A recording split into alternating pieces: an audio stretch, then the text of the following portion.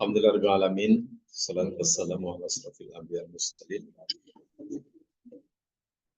Nabiyina Rasulina Muhammad wa ala alihi wa sahbihi ajma'in. Raditu billahi rabba bislami dina wa bi Muhammadin nabiyya wa rasulah.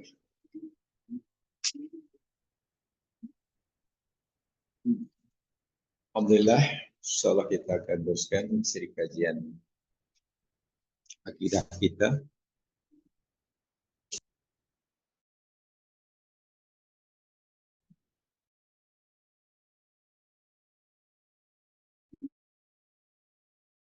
Memahami hakikat dan keutamaan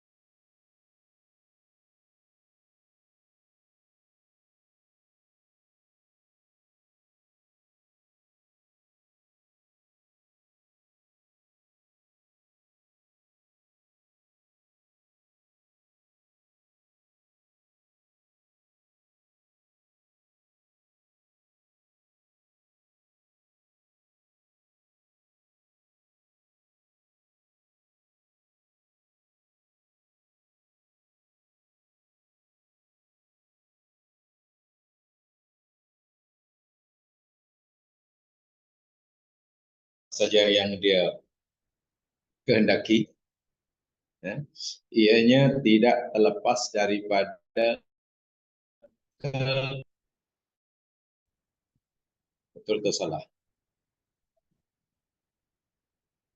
Walaupun Allah punya kehendak yang maha mutlak untuk melakukan apa saja yang dia kehendaki, tidak terlepas daripada kebijaksanaannya dan keadilannya. Betul atau salah?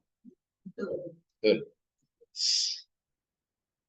Sebaliknya katalah kalau kita diberi kuasa yang mutlak untuk berbuat sesuatu, agak-agak yang kita lakukan itu pasti bijaksana, pasti adil atau tidak? Itu biasanya ya. Jadi walaupun Allah punya kebebasan mutlak, tapi apa yang dikehendaki pasti ada hikmah dan keadilannya. Berbeza dengan manusia. Bila diberi kuasa mutlak, belum tentu dia berada pasti menyeleweng, punya kuasa sikit pun dah. Itu yang perlu kita yakini. Ini bermakna apapun yang Allah kehendaki berlaku pada diri kita, senang, susah, sehat, sakit, kaya, miskin, pasti ada hikmah dan pasti ada keadilannya. Itu yang perlu kita yakini. Seyakin-yakinnya. Sama ada kita telah mengetahui atau memahami kebijaksanaan atau keadilannya di sebalik ketetapan Allah, itu cerita lain. Kita dah tahu atau belum, itu hal lain. Yang pentingnya kita mesti yakin setiap apa yang Allah tetapkan buat kita pasti berdasarkan kebijaksanaannya dan itu. Jangan kita hanya yakin Allah bijaksana karena kita telah memahami kebijaksananya. Jangan kita kata Allah Maha Adil dengan apa yang ditentukan kepada kita karena kita telah memahami keadilannya. Kalau kita menunggu untuk meyakini keadaan Allah, setelah kita memahami keadilannya, ya sampai bila-bila kita akan percaya. Karena kadang-kadang keadaan Allah ini sangat tinggi dan tidak mudah untuk kita pahami. Sebab itu kita kena yakin dahulu yang Allah Maha Adil. Itu saja yang perlu ditanamkan betul-betul. Sebab itu kalau kita coba nak memahami keadilannya, ya silalah seiring dengan berjalan masa. Jika kita dapat memahami, alhamdulillah. Jika kita tidak dapat memahami, kita sudah yakin bahwa Allah Maha Adil. Gitu. Kemudian di sini nyatakan karena semuanya itu kehendak Allah, baik buruk dan senang. Dikatakan apakah ini bermakna kita sebagai lukisan, katalah, macam lukisan. Terpulang pada pelukis untuk melukisnya. Kita ibaratnya macam lukisan terpulang kepada yang hendak melukis. Kan tadi katakan apa yang berlaku semuanya bergantung pada kehendak Allah, baik buruk atau senang atau susah. Bagaimana kita ni macam lukisan, akan berupa seperti apa lukisan itu bergantung sepenuhnya pada pelukisnya, kan? Betul atau salah? Betul. Nah, di situ betul atau salah? Kita ibaratnya macam lukisan. Kan tadi segala sesuatu itu berlaku atas kehendak Allah, mutlak. Ya, mutlak kehendak Allah. Ya. Tetapi kehendak Allah ini, menurut Allah ini pasti ada hikmah dan keadilannya. Lalu dicontohkan, apakah ini bermakna kita seperti lukisan? Lukisan macam mana bentuk lukisan itu, rupa apa, warna apa, 100% bergantung kepada si pelukisnya. Di situ betul atau tidak? Lukisan bergantung kepada si pelukisnya.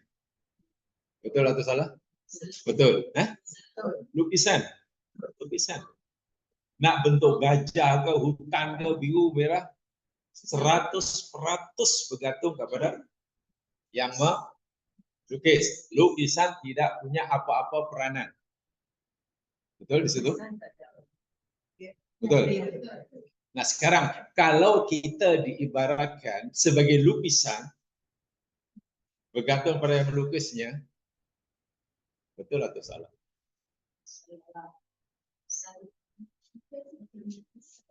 Jamaah boleh memahami ke ayat saya? Tak, baik.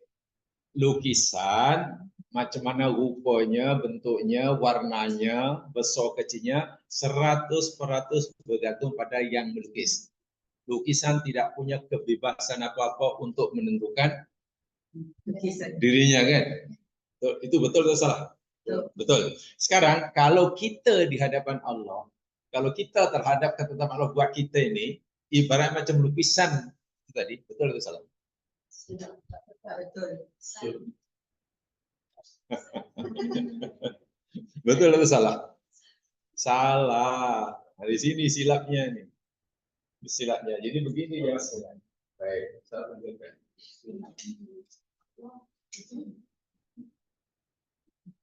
Adalah ini namanya Lauh Mahfuz. Untuk memudahkan pemahaman. Di Lauh Mahfuz itu ada disebut kita sebut sebagai qadar dan qadar. Gitu ya. Di sini. Yang ada di Lauh Mahfuz itu adalah qadar dan qadar. Itu bahasa lebih tepat ya. Sebab qadar mendahului qadar. Tapi kita menyebutnya qadar dan qadar. Artinya segala sesuatu yang akan berlaku, bagaimana ia berlaku telah dikatakan oleh betul. Di sini betul? Betul.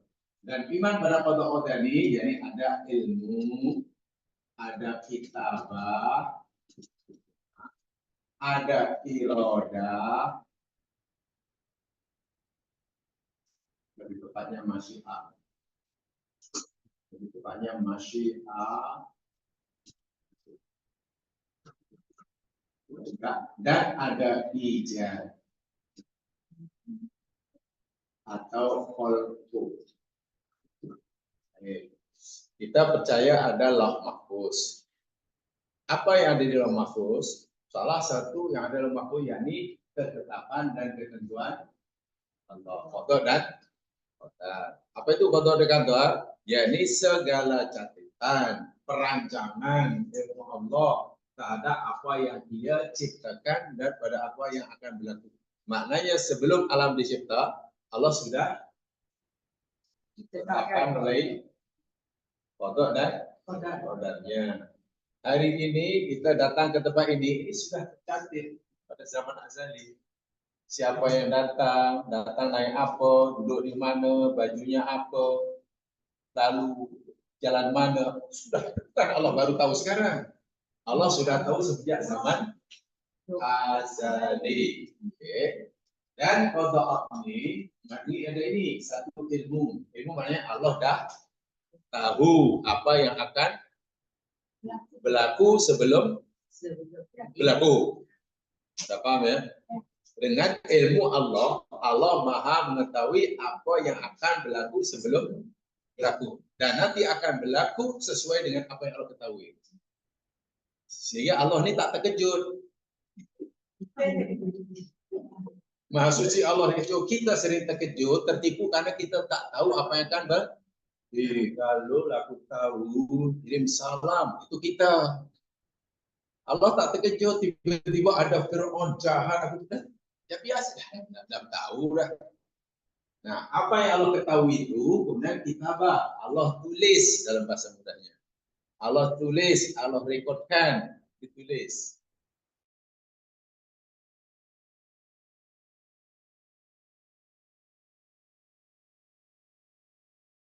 Pengetahuannya. Artinya segala sesuatu sebelum Allah dah. Ini bahasa kita ya untuk mudahkan itu mana kitabah. Kemudian kalau Allah hanya mengetahui apa yang akan berlaku sebelum berlaku dan kemudian pengetahuan itu Allah tulis sebelum ia berlaku, ya, sebelum berlaku, belum cukup. Ada yang ketiga, apa yang Allah ketahui, mesti ada masyiah. Masyiah maknanya kehendak. Dapat di situ maknanya selagi belum ada kehendak Allah menciptakan apa yang Dia telah ketahui dan apa yang Dia dah tulis, ya tak akan berlaku. Kan baru mengetahui akan berlaku ini, tapi kalau belum menghendaki berlaku atau tidak? apa yang Allah ketahui akan berlaku. Apa yang Allah telah rekodkan apa berlaku. Apakah ia akan berlaku sebelum Allah menghendaki? Tidak mungkin kan? Sebab itu kena ada masyiah. Bermakna apa saja yang berlaku sesuai dengan kehendak Allah. Kita diajar masya'a kana wa ma lam yasha' lam yakun. Apa yang Allah kehendaki akan terjadi dan apa yang Allah tak kehendaki tak terjadi. Okay, baru kehendak. Selepas Allah menghendaki apa yang telah diketahui, apa yang telah berlaku, barulah tingkat terakhir ijab wal qabul. Ijab wal qabul. Ijab itu mengadakan, qalbu itu menciptakan. Gitulah. Pada zaman azali Allah dah tahu, oh hambaku ini akan punya cucu lelaki. Ini. Allah dah tahu. Walaupun cucu itu belum lahir. Akan punya cicit perempuan. Allah dah tahu dan Allah telah tulis. Nanti bila Allah sudah menghendaki cicit itu akan lahir, Allah akan ciptakan cicit itu. Sehingga semua yang terjadi, yang wujud ini adalah akibat daripada masyiah Allah mengadakannya. Keempat-empat ini mesti jadi satu. Kita imani jadi satu. Urutannya begitu. Nah, dalam memahami seperti ini, rupanya umat Islam terbagi menjadi beberapa pahaman. Ada pahaman namanya Jabariyah.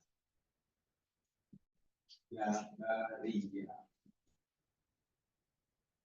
Ada pahaman namanya Qadariyah.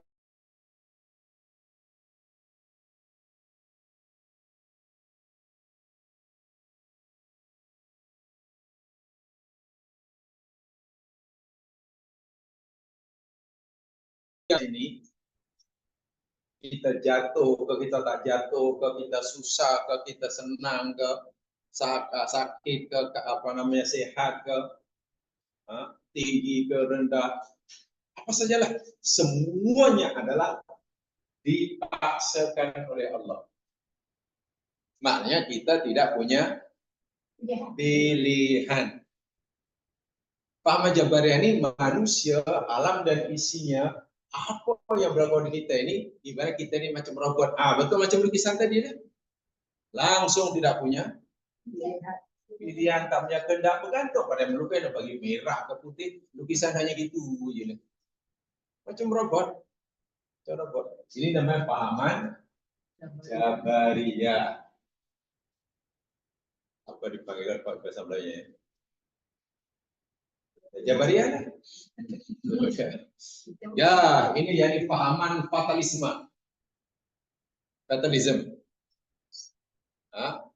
Jadi pahaman fatalisme, yakni orang mulai memahami bahwa segala sesuatu terjadi dipaksakan oleh Allah. Jadi kita makan pun itu karena kita dipaksa makan oleh Allah. Kita ada pilihan lain. Bagaimana manusia langsung tidak ada pilihan walaupun sedikit, tak ada kebebasan berbuat walaupun sedikit. Ibarat macam ikan tadi lah. Itu pahaman Jabar. Pertanyaan saya, agak-agak betul atau salah paham? Memahami ini tadi seperti ini. Jamaah setuju atau tidak? Memahami apa yang Allah mampu kodar biasa tadi, itu pahaman Jabariyah itu oke, kita oke. Jadi orang mau jahat, mau baik, mau mencuri, mau pergi ke kafe, ya memang Allah dasarkan pergi ke kafe, kafe ya. Nah, ikut Jabariyah dulu, satu-satu dulu.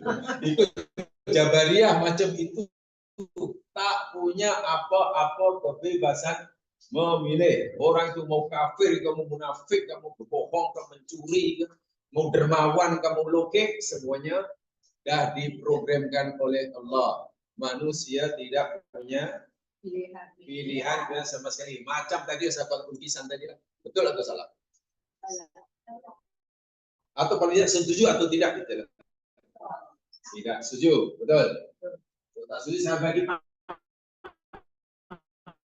setuju. Yakin tak setuju ya? Oke. Lawan dia Qadariyah.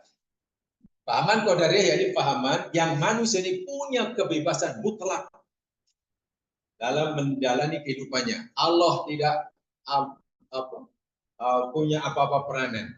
Begitu Allah ciptakan manusia, Allah serahkan pada manusia untuk memilih menentukan diri sendiri. Ibarat umpamanya jam dibuat oleh kilang, jam otomatik. Setelah kilang itu kita beli, kilang dah tak bertanggung jawab, dia akan bergerak sendirinya. Tak perhatikan, tak campur tangan. Semak di sini manusia punya kebebasan mutlak. Mau senang, mau susah, mau kaya, mau miskin, mau mukmin, mau itu 100% pilihan dia. Allah tak campur tangan. 8 jam lagi kan? Anda setuju atau tidak? Qadariyah.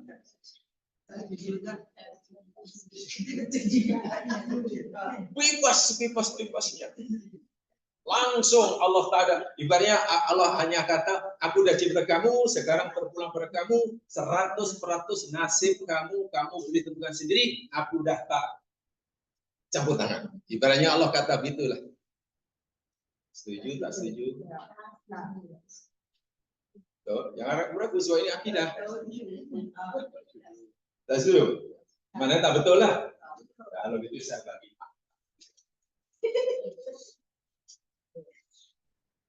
Pahaman tentang pokok qadar yang ini tak betul. Pahaman tentang pokok qadar yang tadi yang ini tak betul. Maka ada pahaman yang ketiga, namanya Ahlus Sunnah wal Jamaah. Sunnah wal Jamaah.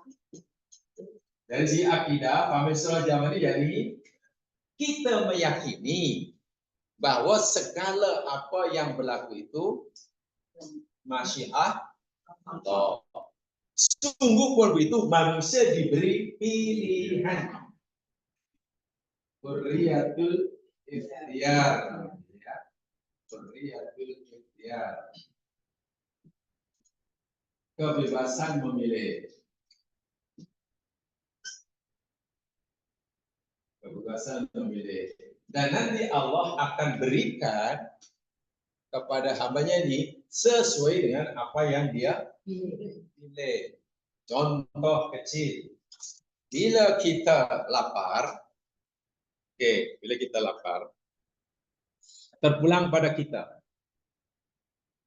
Allah kata, sekarang aku kehendaki kamu lapar. Nah, lapar kita. Lapar itu adalah Masya Allah. Masya Allah.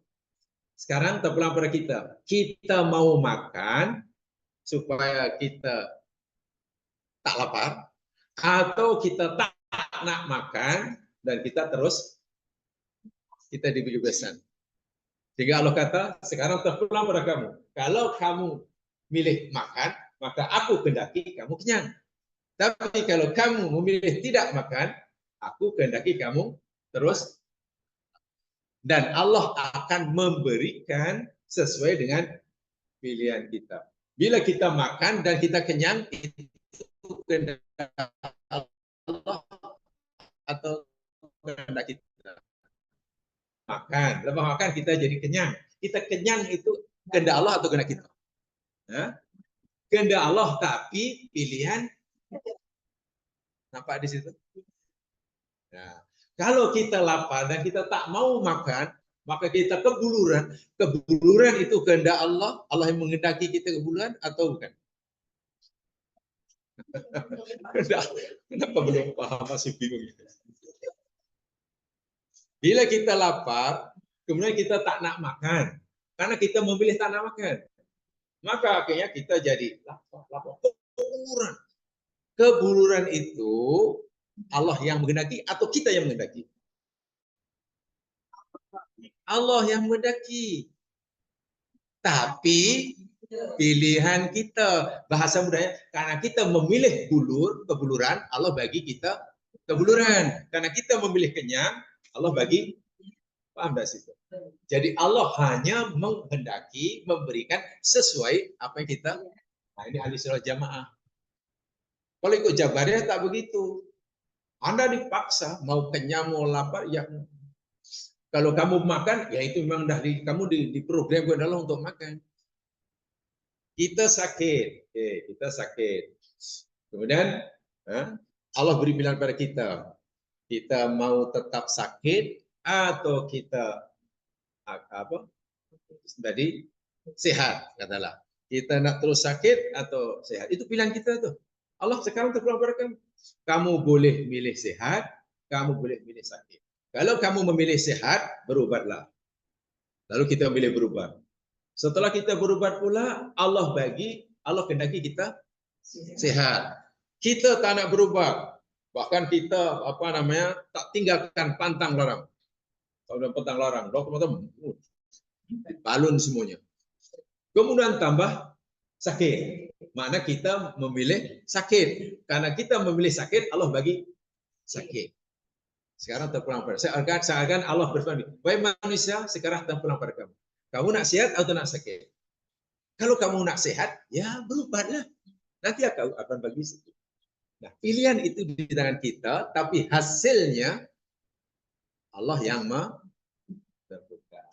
Ini ahli sunnah jamaah. Yang orang Melayu kata, kita yang berusaha. Apa? Dan Allah yang menentukan. Kan begitu kan orang Melayu kata. Dan itu betul. Nah, ini yang kita ikuti. Baik, kita pergi dari Kuala Lumpur, nak pergi Johor Bahru. Bawa kereta. Kereta sudah Masya Allah, cantik sungguh. Memanglah. Tak ada rusak, tak ada apa. Semua sempurna, brake apa, semua sempurna. Kemudian kita mandu kereta itu, seatbelt kita pasang, had kelajuan kita patuh, kan? Ya, mari segala peraturan kita patuhilah. Suruh berhenti, suruh laju, sehingga sampai Johor Bahru kita selamat. Allah bagi selamat karena kita berusaha untuk selamat. Siapa yang bagi selamatan tadi? Allah, hasil daripada ikhtiar kita. Tapi bila kita mandu kereta ke Johor Bahru, dalam kereta itu brek tak makan. Depan bocor. Depan bocor. Laju macam plesit. Dekat situ kurangkan laju, ada saya buat kurangkan laju, kurang laju, pecut lagi. Sebab memahaminya salah. Amarah itu kurangkan kelajuan. Dia pikir kurang laju, dia pecut lagi. Enggak, ya namanya ada orang degil macam mana kan? Amarah itu sebenarnya untuk mengurangi kelajuan, sebab kurangkan kelajuan. Kurang laju dong. Kono pula pare, lalu kereta itu terbabas, aksiden, kereta terbakar, kaki dia patah. Siapa yang menciptakan, yang menghendaki aksiden? Siapa yang menghendaki kaki driver tadi patah? Yang menghendaki. Allah yang menghendaki, bukan kita. Tapi kenapa Allah bagi orang itu aksiden? Karena dia memilih aksiden, kan dia yang memilih itu. Menurut sunatullah, bila Anda memandu seperti itu, keadaan kereta seperti itu, ya memang aksiden. Tapi malangnya kita ini salah paham bab ini. Bila kita selamat, kita kata, ya masalah Alhamdulillah selamat nih. Ya berkat saya hati-hati selamat. Bila aksiden, ini takdir. Ini yang betul-betul silap dah turun-temurun terus. Bila kita berusaha, lalu kita mendapatkan sesuai dengan apa yang kita usahakan, yang kita kehendaki, kita kata, ini Alhamdulillah, tapi betul-betul tepat apa yang saya pilih. Tapi bila kita berusaha, betul, tapi yang berlaku berbeza dengan yang kita, ini takdir. Itu betul-betul kesilapan yang sangat dahsyat. Itu salah besar dari ilmu akidah. Apalagi bila katalah kita menanam pokok, kita jaga betul-betul, baca betul-betul, biar betul, lalu berbuah. Kita tak rasa itu takdir Allah. Bila pokok yang kita tanam itu berbuah lebat, kita tak merasa yang itu takdir Allah. Bahkan kita sering merasa kerana kita betul. Sementara mungkin bila ada pokok yang kita yakini tak akan hidup, karena nampaknya sudah macam mereput, sudah ada aneh-aneh, kan? Dan kita tak mengharapkan langsung bahwa pokok itu jangankan berbuah, hidup pun kita tak mengharapkan. Tiba-tiba setelah kita tinggalkan sebulan, tiba-tiba berbuah. Kita kata apa? Bila berlaku, biasanya kita kata apa? Wah, memang betul-betul takdir Allah lah. Ini takdir Allah. Saya fikir mati rupanya. Bila berlaku sesuatu yang di luar jangkaan kita, di luar apa yang kita pikir, kita baru kata inilah takdir Allah.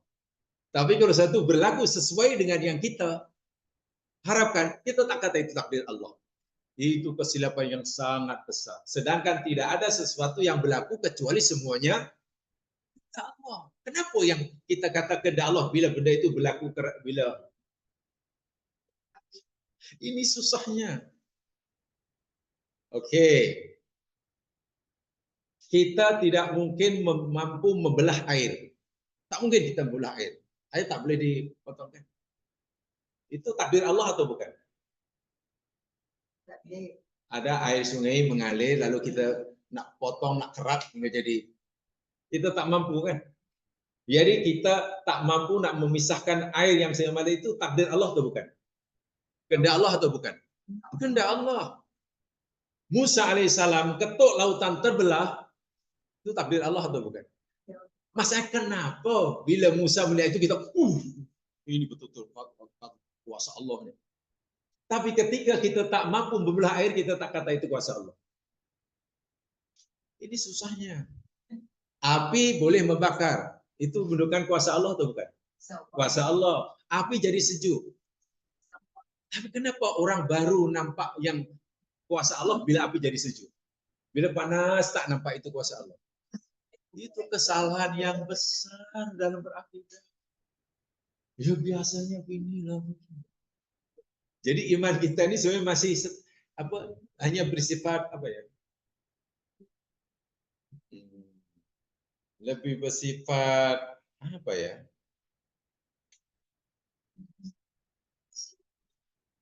situational, accidental. Contoh, dah puluhan tahun dari kecil hingga sekarang kita sentiasalah melihat pokok pisang belakang rumah itu, yakni berbuah pisang. Pokok pisang berbuah pisang. Adakah waktu itu kita begitu terkagum dengan kuasa Allah karena sudah melihat berpuluh-puluh tahun? Biasa aja kan? Biasa pisang kuasa Allah biasa, tak ada apa-apa, biasa. Bahkan seringkali mencela, meremehkan. Lah, apa pula pisang? Tandanya kecil-kecil, sia-sia tu. Tengok. Tapi coba kalau tiba-tiba pokok pisang yang kita lihat pagi itu dia berbuah rambutan. Apa yang dalam hati kita? Mungkin kita lari lintang pokok. Tiba-tiba kenapa kuasa Allah begitu terlihat dengan jelas ketika melihat pokok pisang buah rambutan. Tapi ketika pisang berbuah, pisang bertahun, kenapa kita tak nampak itu? Bahkan dua-dua itu menunjukkan kuasa Allah. Ini maknanya kita ini dalam akidah pun mudah imun gitu. Dan itu tidak boleh. Sebab orang yang kuat iman akan meyakini pada Allah, apa saja yang berlaku di alam semesta semuanya ada menunjukkan kuasa Allah. Apa kita pikir buah pisang berbuah pisang itu bukan benda yang ajaib? Hanya karena berlaku sentiasa, selalu berlaku. Nah, ini yang susah. Akhirnya tengok, bila senang dia kata, oh ini usaha saya. Bila susah, takdir Allah Akbar. Bila yang diusahakan, bila dia mendapatkan sesuai dengan yang direncanakan, wah ini berkat saya. Tapi bila yang diusahakan, yang didapat tidak sama dengan yang diusahakan, bahkan di luar dugaan, oh ini takdir Allah. ini kuasa Allah. Macam mana ya? Inilah susahnya. Wah, semuanya itu Allah sedang menunjukkan kuasanya, kan? Hanya bila Allah selalu dengan kekuasaannya di hadapan kita setiap hari, akhirnya kita lama-lama macam tak nampak lah. Macam karena dah biasa kan. Bila sekali baru itu sebenarnya kita belum betul-betul mengenali kuasa.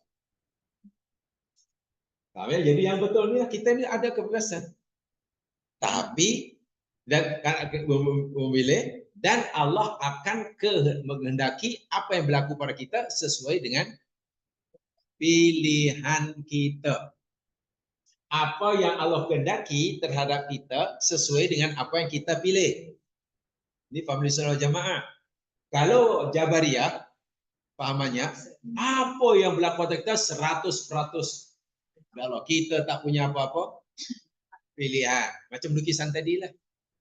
Semangat Qadariyah, apa yang berlaku kepada kita ini 100% pilihan kita. Allah tak campur tangan. Baik buruk ke apa 100% kepada kita. Kedua-duanya fahaman yang sesat dalam ilmu akidah. Sebab itu yang pakai itu maknanya salah kan? Maka salah. Jadi yang ini, jadi sebetulnya kalau kita terima yang apa? Ya, yang salah kita begitu. Yang betul macam ini kan biasanya. Kecuali dalam pilihan raya. Kalau jamaah pilih yang yakini betul, jadi sebenarnya kita salah.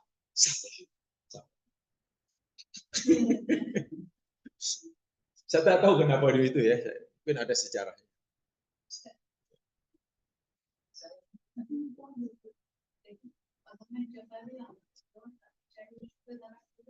Ya.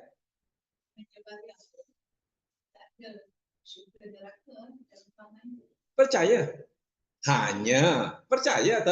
Hanya orang itu masuk surga ke, masuk neraka ke, sudah disetkan oleh Allah. Hambaku ini aku ciptakan dan hambaku ini aku telah programkan jadi ahli surga. Ya sudah.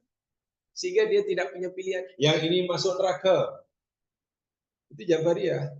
Sementara Qadariyah, Allah tak campur tangan selepas Allah ciptakan kita. Jadi keduanya itu sesat tuh. Kalau fahaman Jabariyah itu sebenarnya mudah untuk kita patahkan ya. Katalah begini, Jabariyah, menurut kamu kenapa orang masuk neraka? Ya Allah sudah program masuk neraka, macam mana? Kenapa orang ini masuk surga?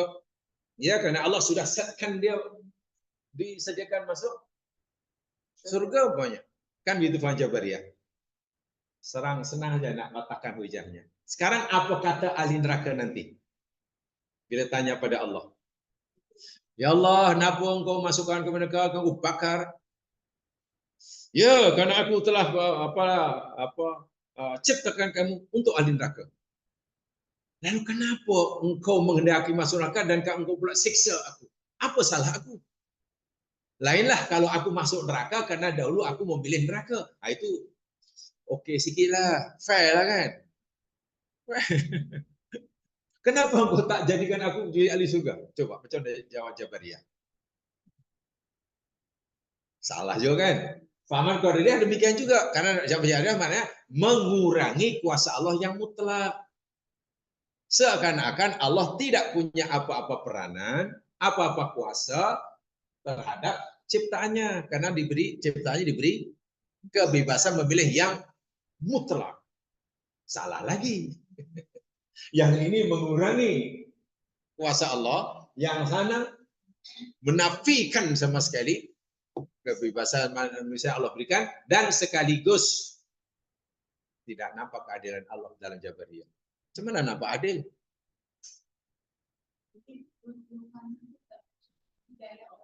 Itu dianggap sifat aliran yang sesat dalam akidah. Sebab itu saya bagi tahu yang sesat dahulu. Ada zaman dahulu sampai sekarang. Ada. Mu'tazilah ikut Jabariyah. Mu'tazilah ikut Qadariyah. Jadi kita ni banyak istilah kita ni macam robot lah, mau buat apa, sudahlah. Dan itu salah dan keliru. Karena apa yang Allah kehendaki berlaku pada diri kita, apa yang Allah berikan kepada kita sesuai dengan apa yang Allah kehendaki berlaku atas diri kita sesuai dengan pilihan kita. Pilihan kita. Mana dalilnya? Saya tunjukkan ya. Coba lihat. Ini penting sekali nih sebab Allah Akbar. Kalau kita salah memahami qada percaya pada qada qadar ini kan rukun iman ya. Percaya pada qada qadar itu rukun iman yang keenam kan? Iman pada qada qadar. Nabi kata apa? Khairuhu wa syarruhu. Meyakini adanya qada qadar sama ada yang baik ataupun yang buruk. Sehingga peristiwa yang terjadi yang buruk-buruk kita itu pun adalah kehendak Allah, tetapi bergantung pilihan kita gitulah. Tidak mungkin Allah tiba-tiba bagi gedebung orang itu susah, bukan karena pilihan dia. Pasti itu pilihan kita. Kalau kita kata itu udah pilihan Allah, kita macam lukisan, kita tak boleh apa-apa ya. Wah, kita jadi Jabariyah. Kan? Dan kita boleh protes kepada Allah. Ya Allah, pasal apa Engkau bagi kami susah? Apa salahku? Nah, itu memang kamu tak salah apa-apa. Itu kehendak aku 100%. Aku mau kamu susah ada. Maha suci Allah daripada kena protes. Lihat bahwa manusia ini punya pilihan ya. Lihat firman Allah Subhanahu wa taala di dalam surah Al-Kahfi.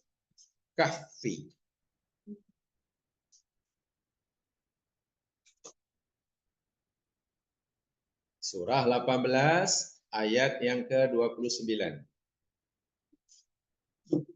29.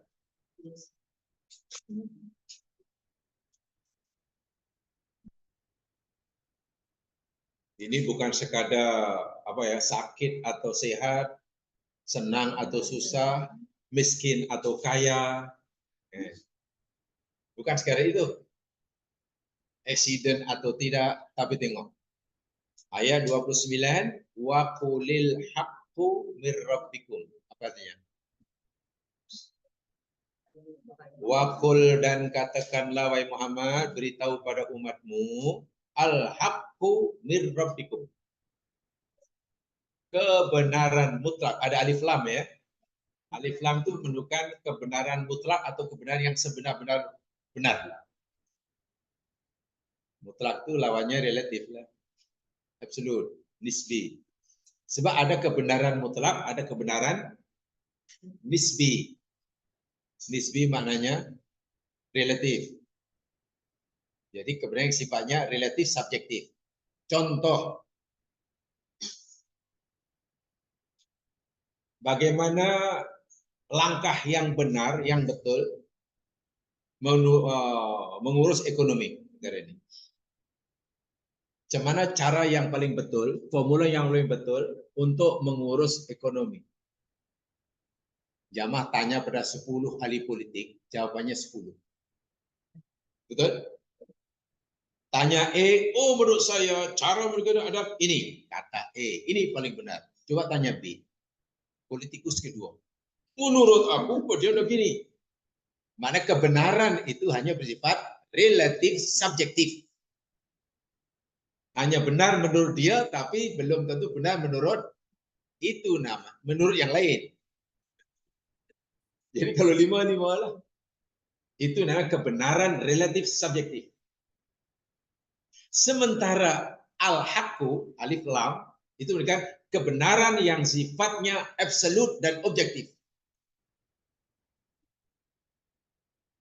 Maknanya pasti benar. Selain yang berbeza dengannya salah. Dan itu hanya datang mir rabbikum.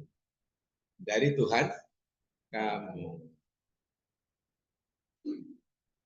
Jadi kebenaran dari Allah ini jamaah sekalian bersifat absolut dan objektif. Mana-mana yang bercanggah dengan apa kata Allah pasti salah.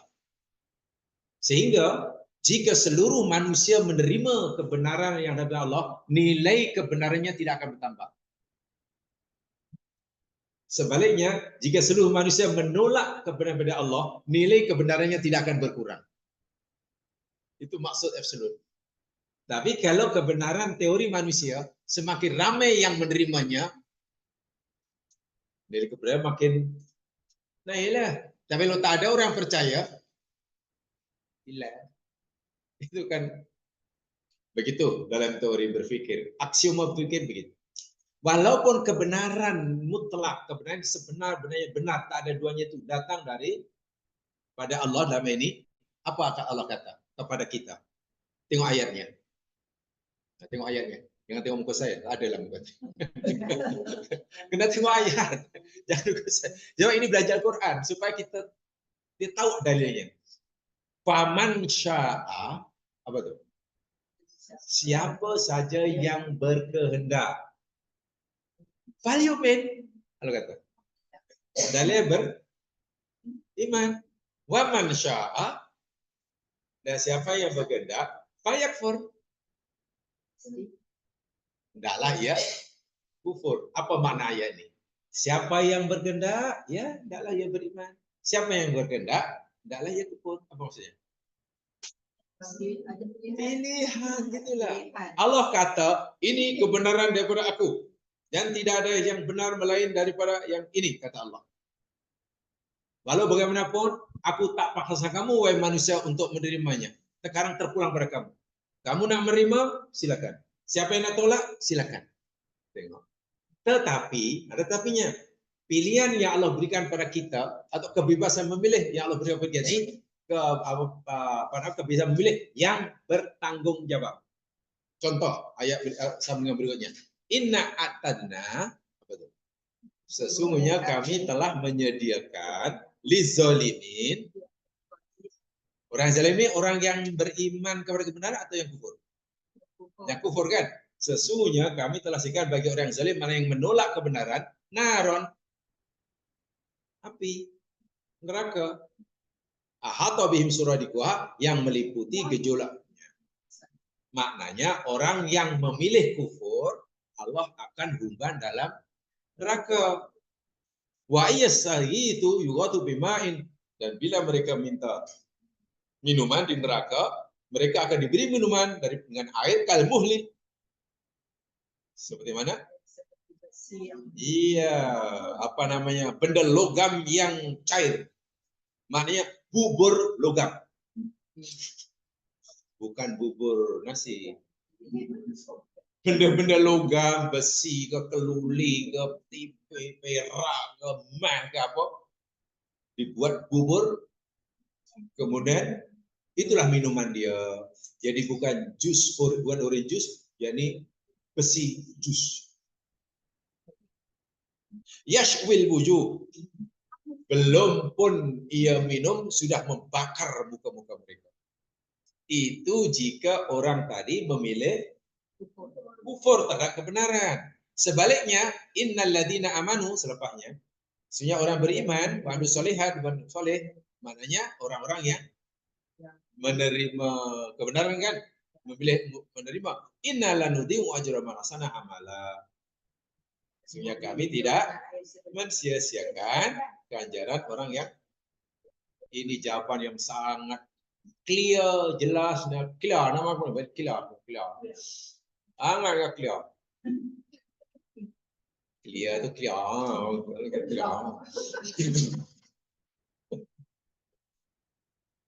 Tak jelas macam mana. Tengok ya, Allah kata, wahai hambaku, ini kebenaran. Apa yang aku sampaikan adalah kebenaran. Kebenaran mutlak, bukan kebenaran nisbi. Bukan hanya benar menurut dia, salah menurut dia, tak. Betul-betul kebenaran mutlak, objektif. Tapi Allah kata, walaupun ini kebenaran mutlak, aku tak paksa kamu untuk menerima atau menolak. Allah kata, siapa yang mau menerima, yang beriman, sila. Siapa yang nak kufur, sila. Tapi ingat, siapa yang kufur, nih balasannya, nanti akibatnya neraka. Siapa yang beriman? Surga. Apa maknanya ini? Jadi jika orang itu dimasukkan oleh Allah dalam neraka, itu kehendak Allah atau bukan? Kehendak Allah. Tapi kehendak Allah itu berdasarkan pilihan orang itu. Orang masuk surga itu kehendak Allah, masya Allah atau bukan? Masya Allah. Tapi pilihan dia. Paham di situ? Apa saja yang berlaku di dunia. Ini contoh yang paling maksimum sebab surga neraka bukan hanya sakit dan sehat. Kalau sakit sehat itu adalah kecil aja lemah. Kalau kaya dan miskin kan benda kecil. Sedangkan surga neraka pun Allah suruh kita, Allah akan berikan kepada kita sesuai dengan, apalagi hanya sakit, sehat, eksiden, selamat, kaya, miskin.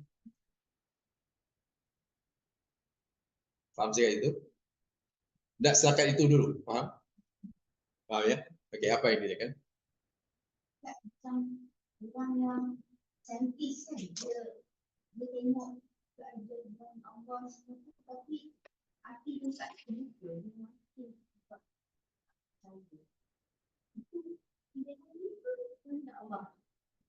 Masih belum paham lagi kan? Oh, rupanya hingga sepanjang itu masih belum paham antara kehendak dan pilihan.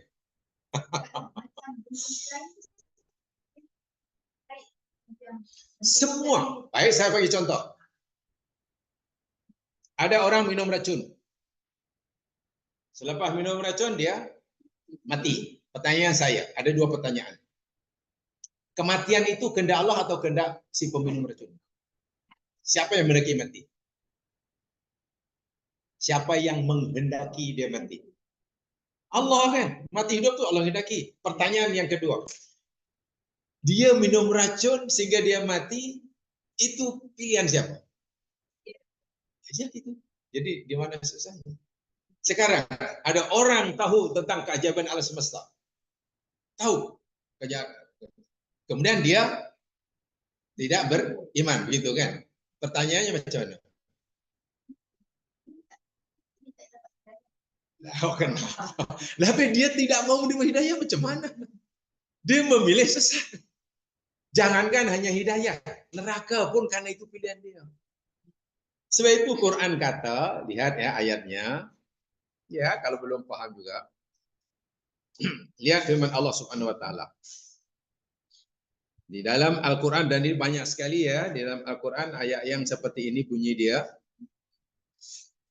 Contohnya umpamanya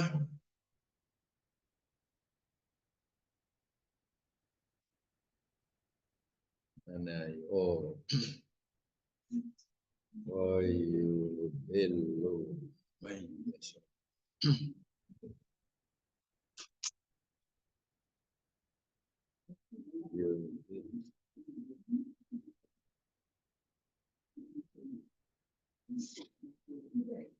Lihat firman Allah Subhanahu wa taala di dalam surah Ar-Ra'd contohnya.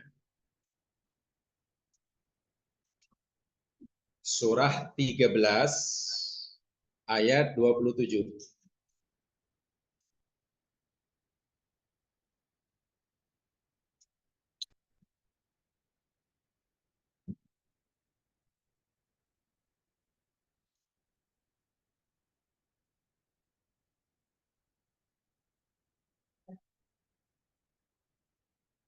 Surah 13 ayat 27.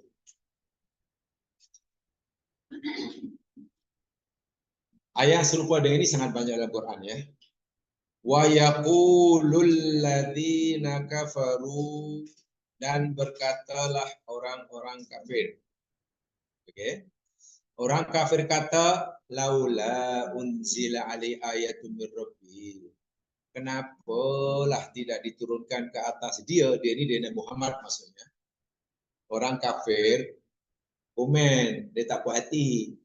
Kalau betul lah Muhammad itu utusan Allah, seperti yang dia dakwa, pasal apalah tidak diturunkan ke atasnya ayat bukti dari Tuhannya. Maksudnya apa? Karena orang-orang kafir, ya, mereka ingin ayat yang nyata depan mereka. Contoh, dulu Nabi Musa boleh belah laut. Dulu Nabi Isa boleh menyembuhkan segala penyakit. Dulu Nabi Ibrahim tak mati dibakar. Kalau betul lah Muhammad itu Nabi Allah, kenapa Allah tak bagi bukti-bukti seperti mana yang boleh laulah apalah, hidupkan orang mati ke, barulah kami beriman. Sebab mereka tidak mengakui Al-Quran itu ayat daripada bukti kenabian, itu masalahnya. Mereka ingin bukti kenabian itu yang bersifat fizikal, yang boleh dilihat, boleh dipegang, boleh di ini. Dulu Nabi Soleh ada unta keluar daripada batu. Sebenarnya kalau Muhammad itu Nabi Allah, ya ada macam tu lah. Boleh tukar ayam jadi rimau ke. Ya, ya. Kalau boleh itu baru, oh iyalah ini Nabi ya. Sebab rupanya boleh menukar ayam jadi rimau. Wih, boleh tukar pokok cili tiba jadi dusun durian sekali mata. Barulah kami yakin. Tengok seorang kafir ni tak nak terima bahwa yang disampaikan oleh Nabi itu firman Allah, Quran itu. Dia tak nampak itu. Dia mau beriman jika Nabi Muhammad ini ada ayat di sini mukjizat. Yang apa ya?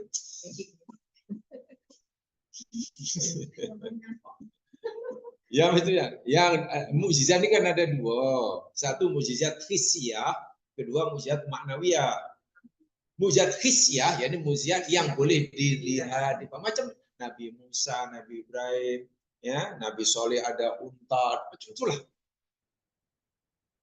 Tapi orang dahulu Allah tunjukkan mukjizat pun tak percaya juga. Dan orang kafir tak nampak bahwa yang disampaikan oleh Nabi Quran itu ada mukjizat yang luar biasa. Macam mana seorang nabi yang mereka kenal sebagai ummi, tak baca, tak tulis, tapi hari-hari menyampaikan ayat yang mempunyai nilai sastra yang sangat tinggi, bahasa mereka, sepatutnya mereka kagum. Ini bukan Muhammad yang wajar, ini mesti boleh tahu pula hati orang masa depan. Tapi itu bagi mereka, itu bukan tanda itu. Kami tak percaya. Itulah maksud ayat ini. Lalu Allah jawab apa? Kul, Muhammad bagi tahu pada dia orang ni. Kalau macam itu permintaan mereka, jika mereka terus menolak engkau sebagai utusan aku kerana tidak mau menerima ni ayat-ayat maknawi inilah Quran dan ini jadi, katakan kepada mereka, innallaha yudhillu mayyasha. Apa tu? Sesungguhnya Allah yudhillu menyesatkan man yasha, siapa yang ia kehendaki, wa yahdi, dan ia memberi petunjuk ilaihi kepadanya, yang orang itu man anab, siapa yang kembali. Anab itu kembali pada Allah lah. Coba apa maksud ayat ini? Sesungguhnya Allah menyesatkan siapa yang dia kehendaki dan ia memberi petunjuk kepadanya, Allah lah, kepada orang yang Allah memberi petunjuk kepada jalan ilaihi kepada Allah, kepada siapa yang kembali kepadanya. Apa maksud ini?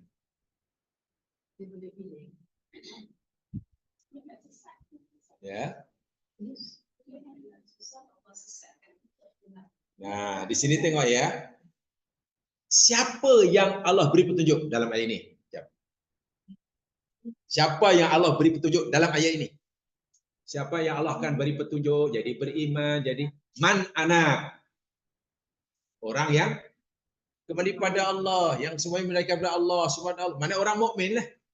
Jadi kalau orang itu memilih cara berfikir orang mukmin, memilih jalan keimanan, Allah bagilah. Hati mesti dibuka dahulu untuk menerima petunjuk. Setelah orang itu memilih untuk buka hatinya, Allah bagi dia betul. Yang pertama, sebenarnya Allah menyatakan siapa yang kehendaki. Maksudnya apa tuh? Innallaha yudhillu may yasha. Maksudnya apa tuh? Sebenarnya Allah Misalkan siapa yang kehendaki maksudnya siapa?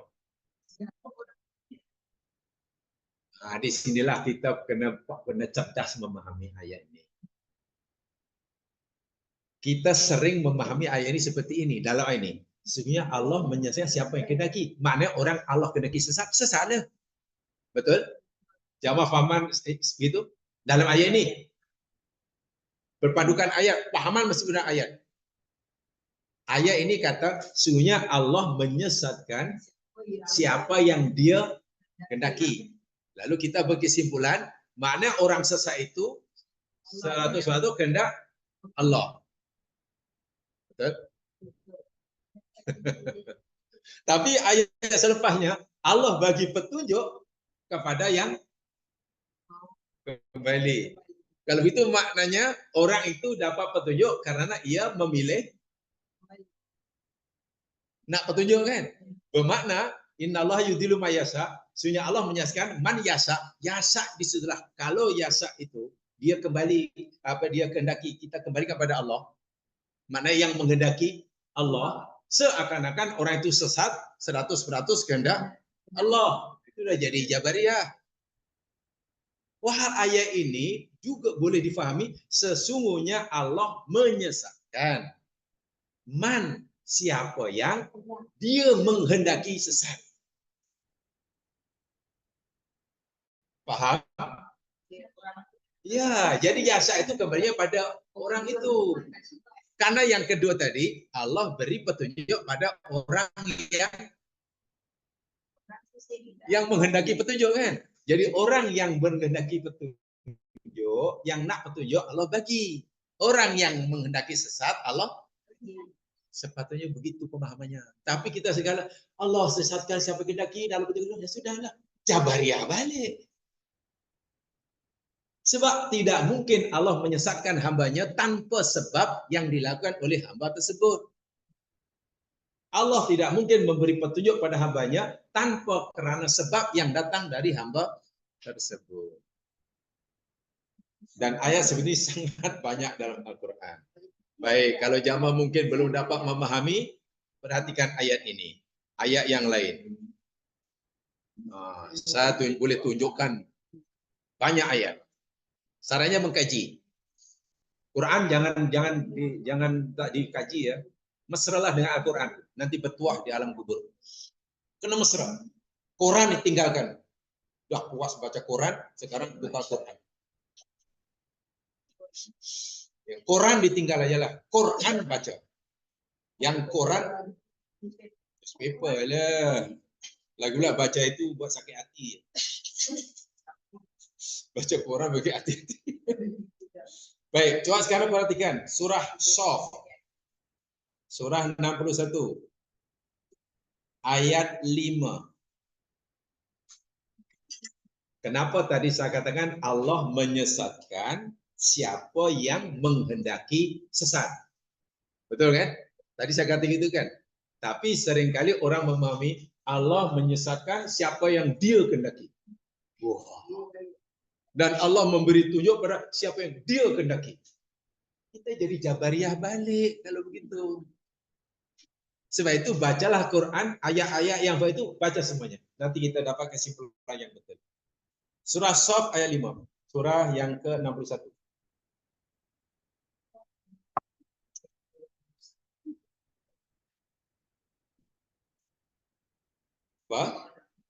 Wa id qala Musa liqaumihi. Dan ingatlah ketika Musa berkata kepada kaumnya, ya qaumi, baik kaumku, lima tu'dunani. Kenapalah kamu menyakiti aku, kata Musa. Sebab banyak sekali Bani Israel ini yang melakukan menyakiti Nabi Musa lah. Yang paling dahsyat sekali ketika Nabi Musa dalam tafsir disebutkan dalam riwayat, Musa mandi. Ketika mandi, dia menegak pakaiannya, pakaian diambil oleh kaumnya, letak jauh. Sehingga kita Musa habis mandi, bingung bajunya tak ada. Dan mereka menyuruh. Akhirnya Musa lari nak ambil baju itu tanpa baju lah. Jadi saya melihat dari jauh. Bayangkan Nabi di belakang seperti itu. Itu paling dahsyat lah. Jadi Nabi Musa kata, "Hai kaumku, pasal apa lah kau ni asyik saja tak busan-busan dia terus menyakiti aku. Wah kau ta'lamun, sedangkan kamu mengetahui anni rasulullahi ilaikum. Sesungguhnya aku ini utusan Allah kepada kamu." Ini keluhan Musa kepada kaumnya. Lalu Allah berfirman, "Falamma zaghu." Maka tatkala mereka telah berpaling atau menyeleweng atau keluar dari landasan yang betul. Ibarat kereta api keluar daripada landasan dia, itu zagha. Dalam doa, Rabbana la tuzigh qulubana. Betul. Jago ni la tuzigh qulubana ba'da idh hadaytana. Ya Allah, janganlah engkau palingkan, engkau keluarkan hati kami kepada kesesatan. Tatkala mereka menyeleweng, keluar daripada kebenaran lah, azaghallahu qulubahum. Apa tu? Allah palingkan hati mereka. Coba jelas tak jelas ayat? Jadi pertanyaan, kenapa Allah palingkan hati mereka dari kebenaran? Karena mereka sedih malingkan. Pertanyaan kedua, kenapa Allah sesatkan mereka? Karena mereka memilih itu pahaman yang betul. Tapi kalau kita fahami Allah sesatkan siapa yang Allah kehendaki sesat. Mana tuh? Nanti orang sesat protes Allah. Inilah penjelasan ayat. Jadi baca ayat itu jangan kita simpulkan ayat itu saja. Cari ayat yang sebagai penerangnya. So adalah ilmu tafsir namanya tafsir bil ma'thur. Tafsir bil ma'thur maknanya tafsirul ayat bil ayat. Ayat satu menafsirkan ayat yang lain gitu. Jadi kalau kita baca satu ayat lalu kita simpulkan, luar nanti baca ayat lain kita bingung. Jadi masing-masing ayat itu kita saling. Wallahu la yahdil qaumal fasiqin. Apa dia? Apa dia? Wallahu dan Allah la yahdi tidak memberi petunjuk al qaumal fasiqin. Kaum yang Allah tidak memberi petunjuk, maknanya Allah menyesatkan, betul. Allah tidak beri petunjuk, maknanya Allah menyesatkan. Pertanyaan dia, kenapa Allah sesatkan? Fasik. Mereka memilih fasik. Jadi Allah bagi petunjuk itu pun bersebab, Allah menyesatkan pun ada sebabnya. Dan sebab itu datang dari manusia itu. Jadi kalau kenapa orang kafir yang tahu itu? Ya mereka sendiri tidak membuka hati. Kalau orang kafir sekarang tak beriman itu sebenarnya sangat mudah kalau mereka tak buka hati. Abu Lahab itu pakcik Nabi. Jumpa Nabi.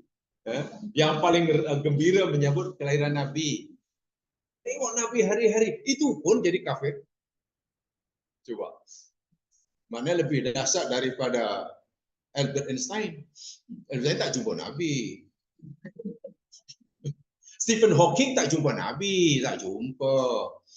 Itu lebih ini. Sedangkan Abu Talib, Abu Lahab itu apa kurangnya?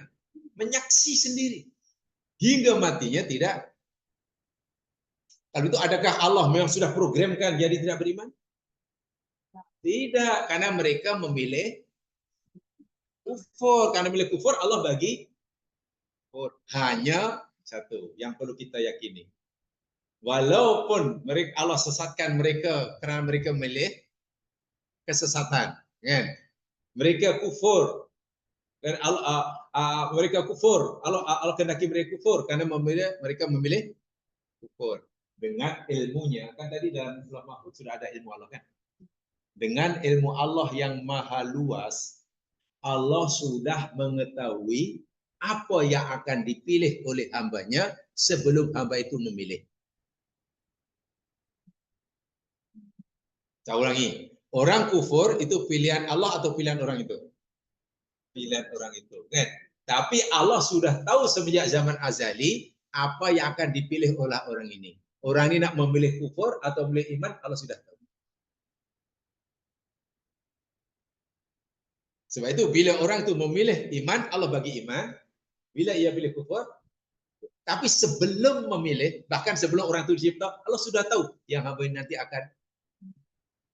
Ya.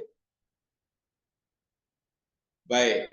Bila orang berkahwin, cari pasangan, lalu macam saat cari pasangan itu dipaksa oleh Allah dan malaikat ikat tangan dia, awak mesti kahwin atau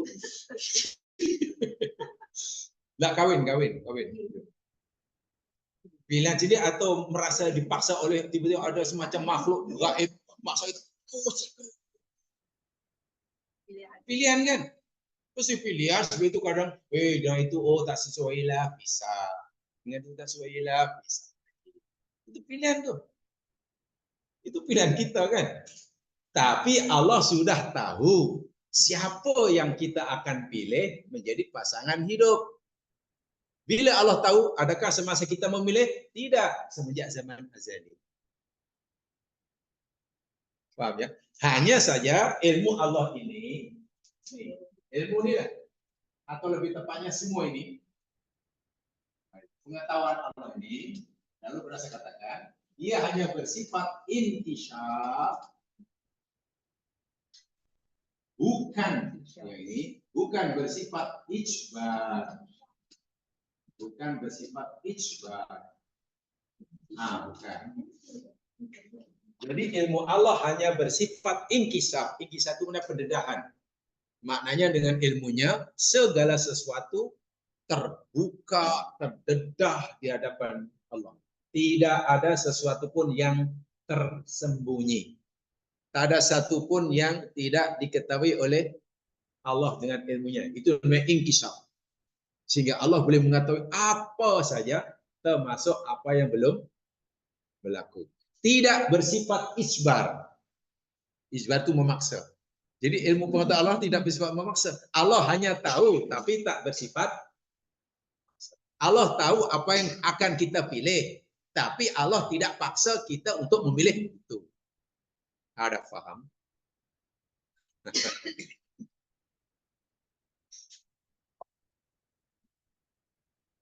Tidak, yang lain. Ya, sudah.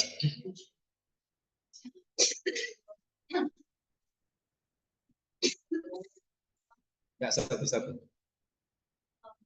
Satu-satu ya.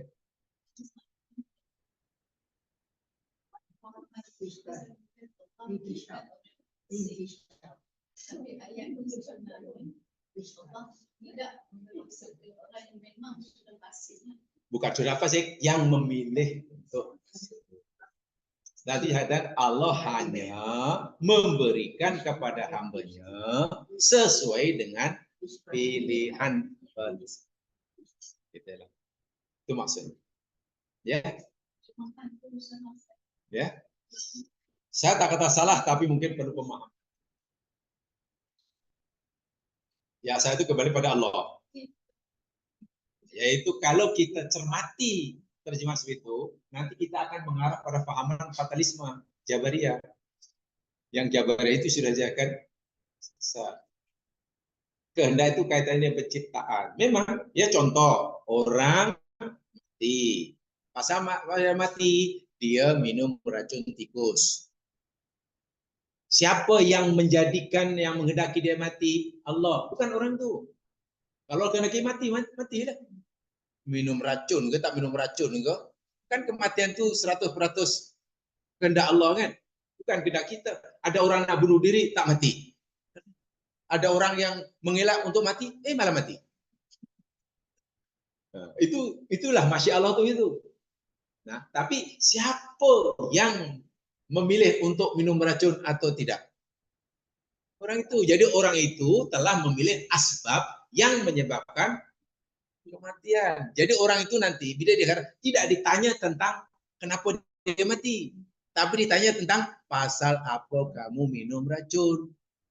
Yang aku sudah beritahu kamu, minum racun menjadi asbab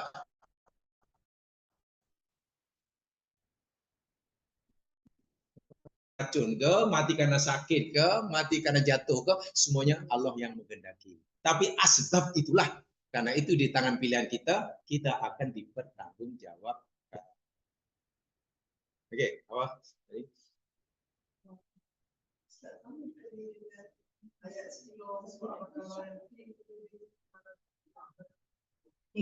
Maksudnya?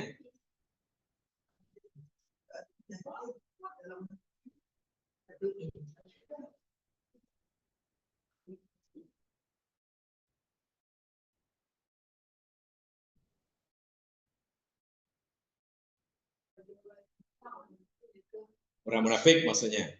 Oh, terus?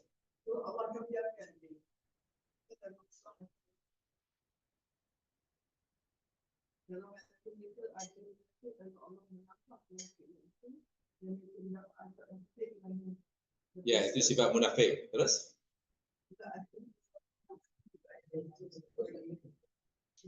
Orang yang memilih untuk menyakiti, orang yang memilih untuk berdusta, Kaidahnya mudah. Contoh boleh bermacam-macam, tapi tolong pahami kaidahnya. Allah hanya menghendaki apa yang berlaku pada hambanya.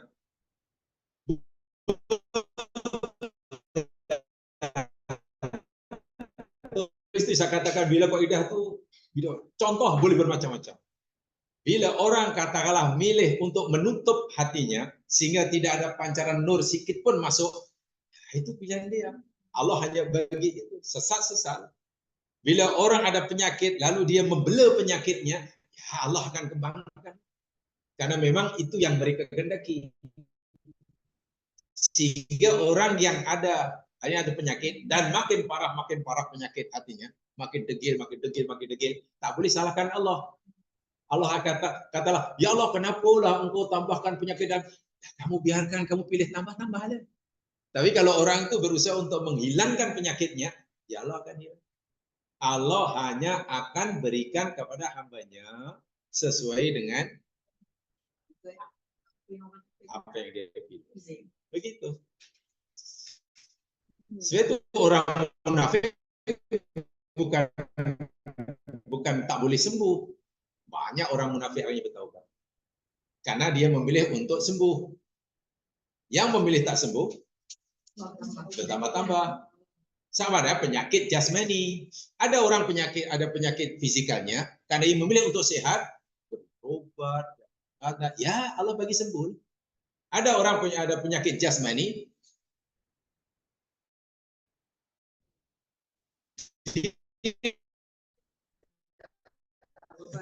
ya makin menjadi-jadi. Ya, iya. Contoh kita sakit, lalu kita minta agar Allah sembuhkan kita. Hanya doa, tapi dalam amalan sikit pun kita tidak bisa. Agak-agak yang dikabulkan doa mulai mulut atau perbuatan kita. Mesti perbuatan kita. Perbuatan kita.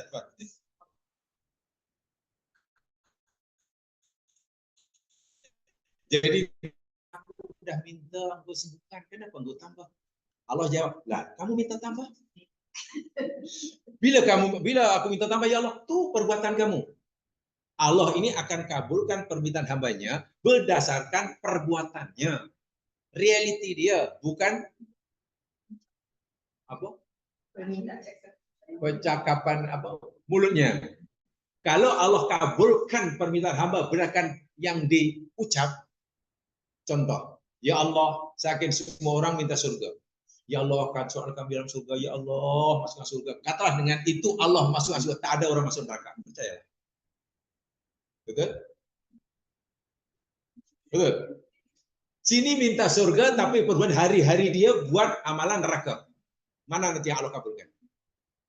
Bedakan doa mulutnya atau perbuatannya? Perbuatannya. Sebab yang dikata tak sama dengan yang dikata. Allah mengambil kira perbuatan itu. Sebenarnya katakanlah contoh, orang tak pernah minta surga melalui mulutnya. Tak pernah. Katalah, ya Allah, masukkan kami dalam surga. Tak pernah kata begitu. Tapi perbuatan hari-hari sentiasa patuh perintah Allah, tinggal larangan Allah karena Allah. Nanti masuk surga orang itu. Begitu. Hari-hari kita doa, ihdinas siratal mustaqim. hari-hari. Apa maknanya? Ya Allah, tunjuk kami jalan yang bila orang Islam pasti baca itulah. Tapi kenapa orang itu perangannya masih macam itu juga? Makin teruk, makin teruk, makin teruk, makin teruk. Macam doanya tak dikabulkan. Padahal dari Islam mustaqim. Ya Allah tunjukkan jalan yang betul, dia tak mau. Apa dia fikir hanya dengan ihdinas siratal mustaqim kemudian orang itu automatically jadi nabi, jadi wali? Tak mungkin, tak mungkin. Jadi tak semestinya apa Allah akan memberikan sesuai dengan yang diminta melalui mulut. Tapi yang pasti Allah akan memberikan sesuai dengan action dia. Lisanul hal afsah min lisanil maqal, kata orang. Lisanul hali afsahu min lisanil maqal. Action speak louder than kata orang PJ.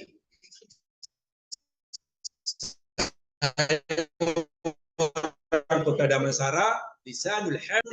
Kalau orang PJ, action speak louder than itu bahasa PJ. Dia lain bahasanya. Jadi maksudnya action itu lebih. Oh, orang ini rupanya memang minta sesat, tengok perbuatannya. Walaupun lidahnya kata jangan sesekali. Begitulah maksudnya.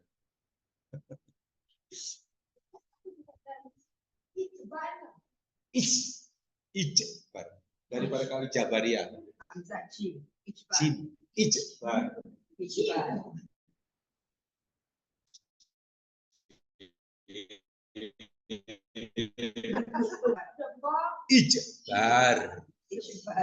I-J-B-A-R. Ijbar. Susah nak baca. Ciri khas cantiknya tulisan itu susah dibaca. Kalau kita nak tahu tulisan itu ada nilai estetika atau tidak, tengok susah dibaca atau bisa dibaca. Kalau susah dibaca, mulai estetika yang tinggi. Sebab itu tengok kaligrafi yang berubah. Wah, itu kan dia bisa. Tapi kalau mudah dibaca itu tak cantik.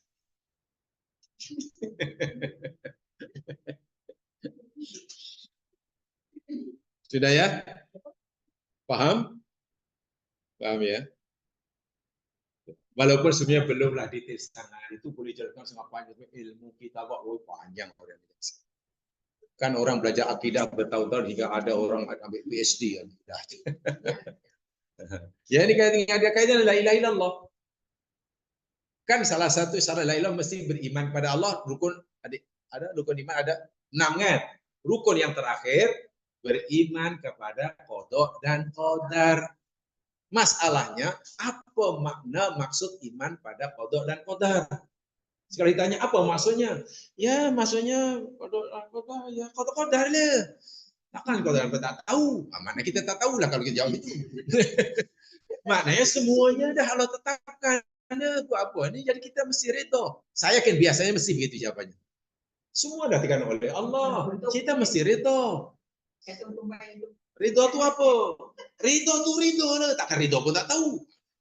Sebenarnya kita belum belajar. Kalau jawab itu saya kan belum belajar. Pasti bingung bila dihadapkan pada pertanyaan. Jadi kena tahu. Dan memang tidak mudah memahami qada, tidak mudah. Tidak mudah. Karena iya ya, kalau sudah ditakdirkan oleh Allah baik buruk, jahat dan baik. Kenapa nanti Allah soal yang jahat pula disiksa kalau itu udah kehendak Allah? Di mana? Ya. Lalu di mana keadilan Allah? Kita minta sehat tapi Allah bagi sakit. Ini macam tak adil. Kita minta sehat tapi dia bagi sakit. Wah, kalau kita berpikir agak jernih sedikit, sakit yang Allah berikan itu asbabnya pasti berpunca daripada kita.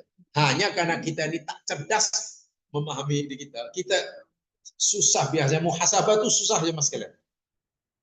Kalau kita, oh iya patutlah Allah bagi saya sakit sebab rupanya ini puncanya. Oh patutlah hari itu saya accident karena rupanya pasal saya. Baru kita nanti, oh maknanya Allah adil. Akhirnya ketika Allah bagi kita sesuatu yang kita tak sukai pun, kita dapat melihat, memahami keadilan Allah. Allah tetap maha adil karena Allah memberikan sesuai dengan apa yang kita pilih. Dan bila kita dapat memahami keadaan Allah, seberat apapun musibah kita, ya paling pasti kita bersabar. Pasti. Apalagi naik sedikit jadi ridho, apalagi jadi syukur. Soalnya kita tidak meragui sedikit pun keadaan Allah. Apapun yang Allah berikan pada, karena apa yang Allah berikan pada kita itu bergantung pilihan kita. Ya.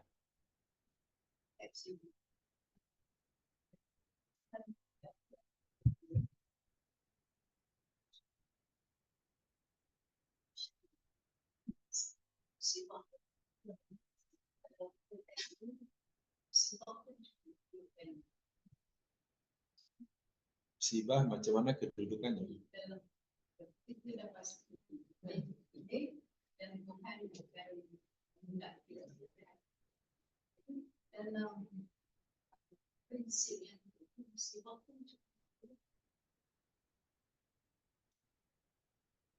Mana musibah kita lihat kalau semua itu terpilih dan Allah kehendaki sesuai dengan pilihan kita. Kalau itu musibah itu sebagai apa? Itu maksudnya. Ya iya.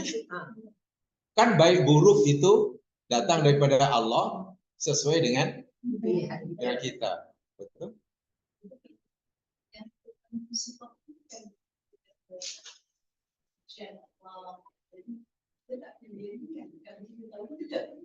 Pertanyaan dia, macam mana kita yakin yang itu bukan pilihan kita? Oke, ketika orang bawa kereta pergi ke Johor Bahru, agak-agak dia memilih eksiden atau tidak?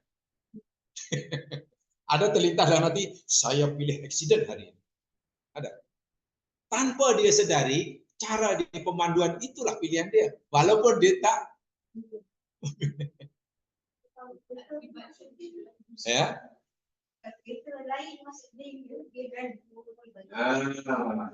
Karena ada benar itu, jadi penjelasannya begini. Caranya begini.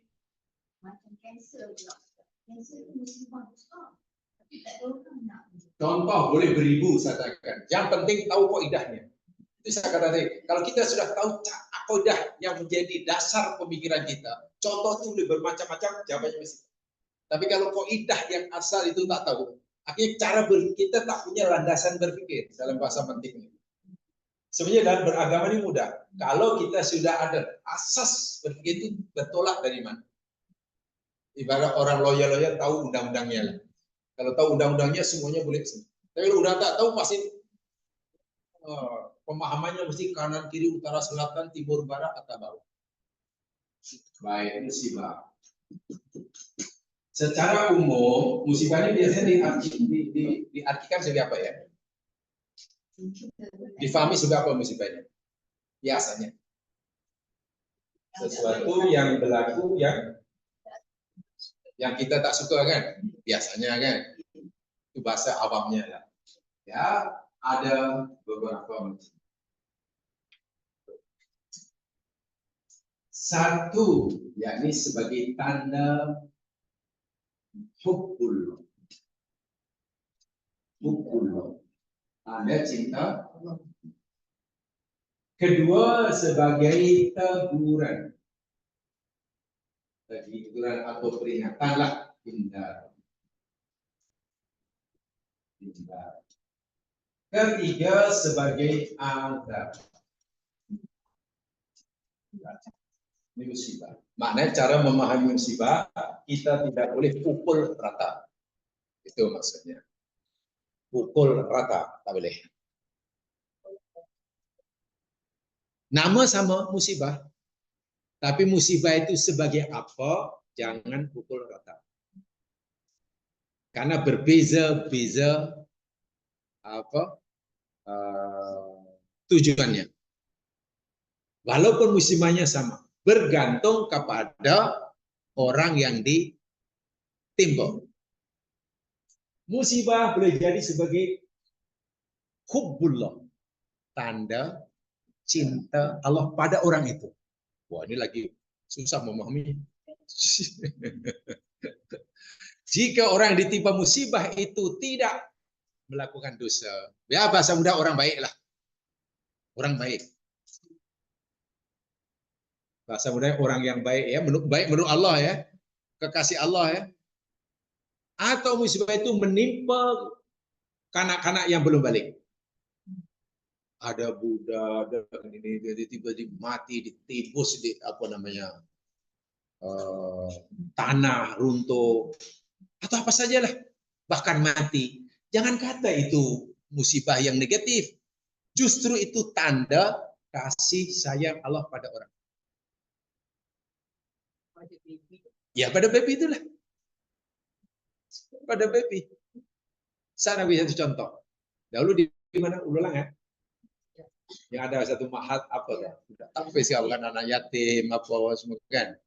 Tengah Ramadan, budak-budak yang ya yatim belum balik, yang sedang mempersiapkan nak buka puasa, mengembak dia kan mati semua kan, mati semua. Dan ramai orang yang simpati datang nangis budak ini, Allah kasihannya lah budak ini, belum masih kanak-kanak, belum bertiak hidup, matinya pula tertimbus tanah, menangis semua kan. Ya wajarlah nangis.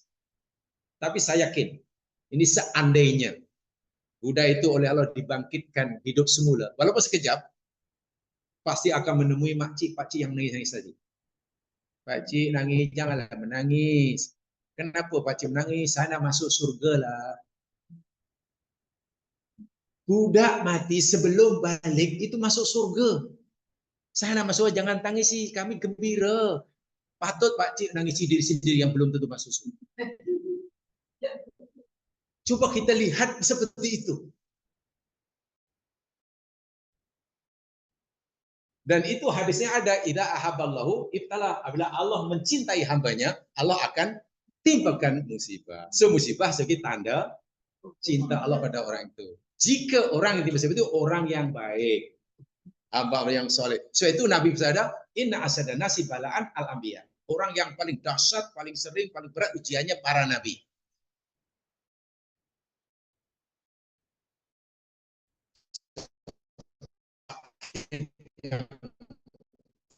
Orang tak pernah. Itu tanda kasih sayang. Tujuannya nak menaikkan makomnya. Paham? Makomnya. Bukan menghapuskan dosanya karena dia tak berdosa. Dan orang yang paham situ pasti bersyukur. Pasti bersyukur. Yang kedua namanya indar. Indar itu teguran. Peringatan. Bila musibah menimpa orang mukmin yang buat salah,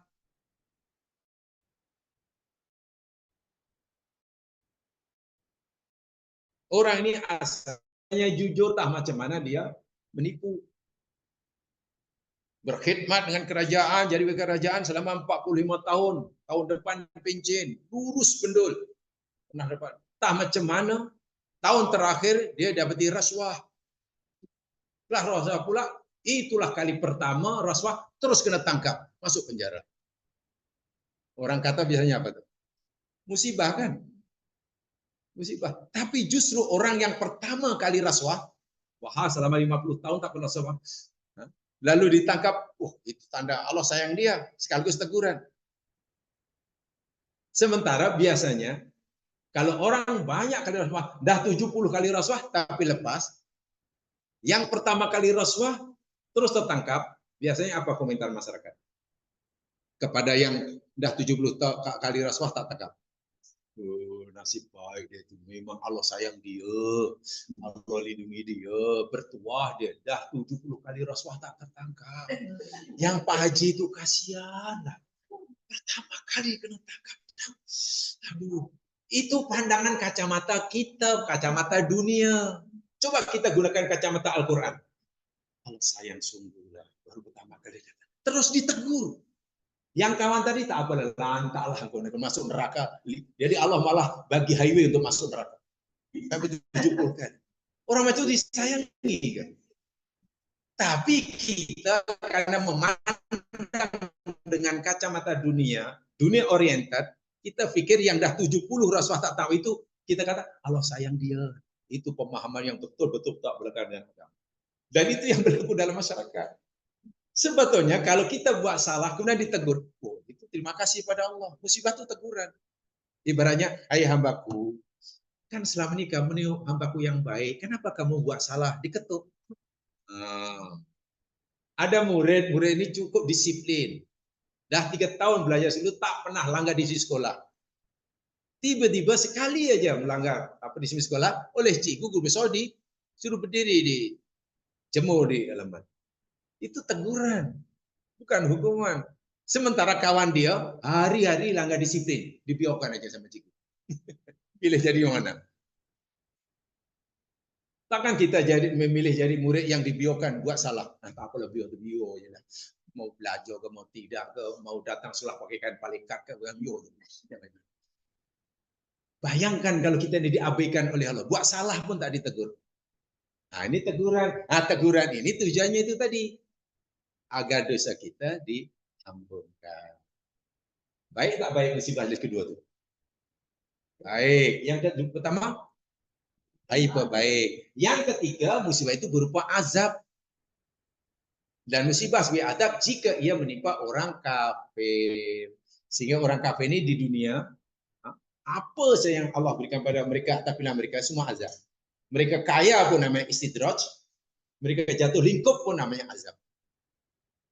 Itu orang. Baik. Tsunami di Aceh, tahun 2004. Ramai yang mati. Cara kematian sama. Boleh jadi lemas, boleh jadi terminum lumpur panas, hanyut. Cara kematian. Masa kematian sama. Cara kematian sama, masa kematian pun waktunya sama, tempatnya pun sama-sama di Aceh. Dan tsunami kita kata sebagai musibah. Tetapi nasib orang yang mati karena tsunami tidak sama. Walaupun kita kata tsunami musibah, ada yang terus masuk surga tanpa kisah. Anak-anak masuk surga tuh. Dan bertuah karena masuk surga tanpa dihisab. Masuk karena mati karena tsunami. Ada yang inzar karena mungkin diselamatkan walaupun kehilangan harta benda yang licin, dan ada yang azab. Bagi mereka yang sedang meraihkan waktu Christmas, ya azab. Itu cara melihat musibah. Jadi tak boleh kita bergantung pada orang yang ditimpa. Walaupun musibahnya itu sama, ia jawab tanda kasih sayang Allah ke, peringatan ke, azab, itu bergantung pada musibah itu menimpa siapa. Bermakna kalau kita sentiasa jadi orang yang baik, apa saja yang Allah tetapkan buat kita, walaupun mungkin bukan pilihan kita, kan itu Allah takdirkan, itu adalah kebaikan bagi kita. Coba apa salah kanak-kanak yang sedang main-main tiba-tiba dibunuh oleh kita? Itu salah budak ke? Bukan kan? Itu pilihan budak? Atau itu pilihan orang tuanya? Nah, kau keluar nak main nanti biar orang bunuh kamu. Itu semua di luar pilihan orang tua dan anaknya. Betul-betul 100% pilihan Allah. Karena 100% pilihan Allah, itulah tanda kasih sayang Allah. Buktinya Allah jelaskan di surah Al-Kahfi, budak ini kalau besar jadi kafir. Mak bapaknya pun karena sayang pada budak ikut kafir. Maka Allah matikan masih kecil sehingga dia masuk surga, dan keimanan orang tuanya pun, kalau kita pahami itu zaman sekarang, dunia ini jadi seronok. Tak ada sesak nafas lah. Tak ada sesak nafas.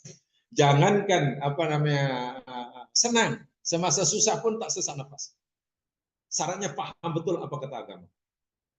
Dan memahami fenomena berlaku dunia ini mesti menggunakan Al-Quran. Kalau kita menggunakan perasaan, andaian, ya, pasti salah. Sebab itu kita mesti berusaha untuk coba melihat masalah ini, jangan menggunakan kacamata dunia. Itu aja. Dunia oriented sebelumnya dikurangi. Semuanya adalah dikaitkan akhirat oriented. Pasti akan senyum. Dan kurang mengeluh. Sebab bahayanya kalau kita selalu berpikir berdasarkan dunia oriental, bahayanya apa? Nanti kita sering suudzon pada Allah. Suudzon pada Allah itu dosa, apalagi menuduh merasa Allah tak laku adil. Lagi dosa besar. Senyap-senyap dalam hati sebelum tidur sudah berdosa. Karena ya Allah, kenapa buat ini? Tajil. Dosa sebelum tidur pun buat dosa. Dan suudzon pada Allah itu dosa besar, bukan dosa kecil. Dosa besar yang tak perlu berpeluh-peluh. Kalau mencuri merompak bank kan perlu berpeluh-peluh. Takut merancang dikejar polis. Dosa besar tanpa berpeluh-peluh sambil relax di atas kaki. Suudzon kepada Allah. Hati-hati, sangat-sangat berat. Sangat-sangat berat. Sebab itu kena paham betul. Ya. Insya Allah kalau kita kaji sikit-sikit, lama-lama akan paham. Sikit-sikit. Memang tidak mudah kan? Memang tidak. Khasnya itulah bila ya iman kepada qada qadar itu biasanya orang akan memahami secara sederhana. Iman kepada qadar mana? Ya sudah, Allah. Begitu. Bukan begitu. Wah itu rukun iman tuh. Rukun iman ada 6 kan? Ada 6. Katalah yang akhir itu dibuang jadi berapa? Hukumnya ada 6. Kalau ada yang kelima itu kita buang. Jadi berapa? Jadi kosong. Nah, jadi kosong. Rukun iman ada 6. Kalau yang kelima, yang keenam itu kita buang jadi berapa? Kosong. Makna orang itu kafir, itulah. Ada 6 rukunnya. 1 rukun tak percaya, ilek. Itulah maksudnya.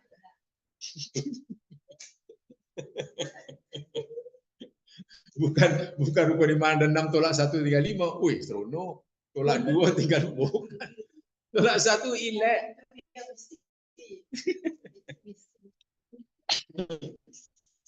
Ya. Ya, itu sih. Mudah-mudahan kita berhasil.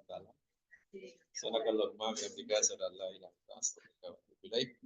A'udzu billahi minasyaitonir Innal insana lafi khusr illa alladziina aamanu wa 'amilus shalihaat wa tawassaw bil haqq wa tawassaw bis sabr. Assalamualaikum warahmatullahi wabarakatuh.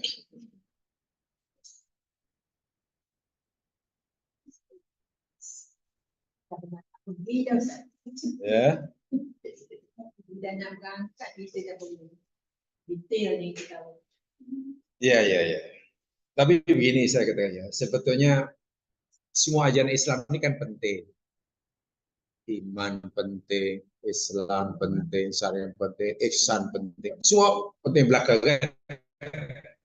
Karena Nabi kata ada iman, ada Islam, ada ihsan kan. Semua penting belaka, tak boleh. Tapi ialah yang paling penting daripada yang penting-penting tadi, kita mesti punya persepsi yang betul tentang Allah. Jangan kita punya persepsi salah tentang Allah. Itu paling penting. Sebab kalau kita sudah punya anggapan persepsi yang salah tentang Allah, itu bahaya aja masa mungkin nanti sholat kita bermasalah. Allah kata, kamu sembah aku. Iya ya Allah. Tapi kenapa kamu tuduh aku bukan? Macam mana coba? Dan itulah saya kata. Kenapa kamu sholat? Ya, engkau suruh sholat. Ya Allah, aku sembah aku. Betul, kamu sembah Allah. Ya, betul kamu mengabdi. Tapi kenapa kamu tuduh aku? Macam-macam. Kamu kenapa suudzon padaku? Kenapa kamu berpikir aku tak berlaku adil? Coba nanti jawab. Lalu apa maknanya kamu angguk-angguk sedang kamu tuduh aku tak adil? Karena gagal memahami seperti ini. Sangat ketika semacam sekarang. Sangat ketika. Ya, insyaallah asal kita berusaha dan mohon pada Allah supaya Allah apa? Kan ada doa yang diajar oleh Nabi ya. Allahumma adinil haqqa warzuqni tiba'ah. Wa adil batila warzuqni tinabah. Ya Allah, tunjukkan pada kami yang benar itu benar dan beri kami kemampuan mengikutinya. Tunjukkan kepada kami yang batil itu batil dan beri kami kemampuan untuk mengelakkan. Itu doa Nabi.